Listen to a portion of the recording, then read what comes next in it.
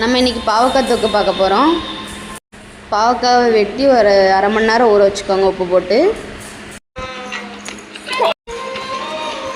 ஒரு கடாயில் எண்ணெய் ஊற்றிக்கோங்க, கடுகு போட்டுக்கோங்க.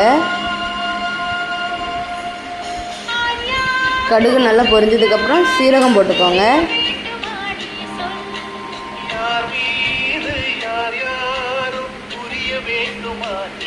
வெள்ளைப்பூடு போட்டுக்கோங்க.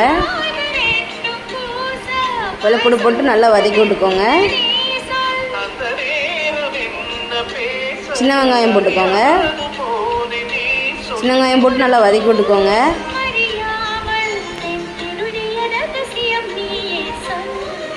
கருவேப்பிலை போட்டுக்கோங்க.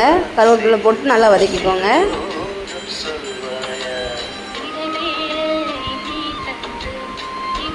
வெட்டி வச்ச தக்காளி ஆட் பண்ணிக்கோங்க. தக்காளி போட்டு நல்லா வதக்கி விட்டுக்கோங்க.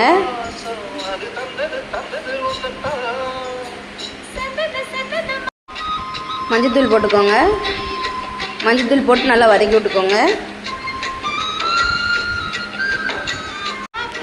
பாவக்காவை ஆட் பண்ணிக்கோங்க. பாவக்காவை நல்லா வதக்கி விட்டுக்கோங்க. இப்போ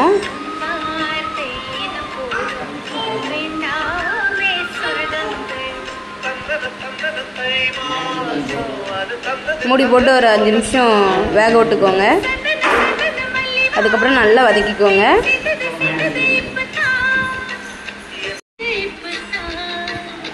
கொஞ்சமாக தண்ணி சேர்த்துக்கோங்க. தண்ணி சேர்த்துட்டு நல்லா வதக்கி விட்டுக்கோங்க.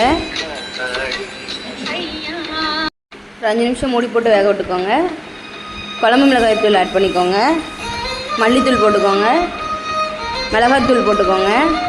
இப்போ நல்லா வதக்கி விட்டுக்கோங்க.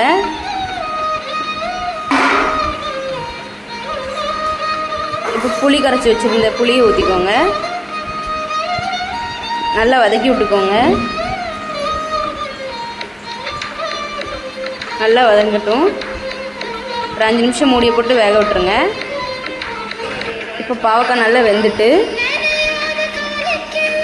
சுவையான பாவக்காய் தொக்கு ரெடி ஆயிட்டு.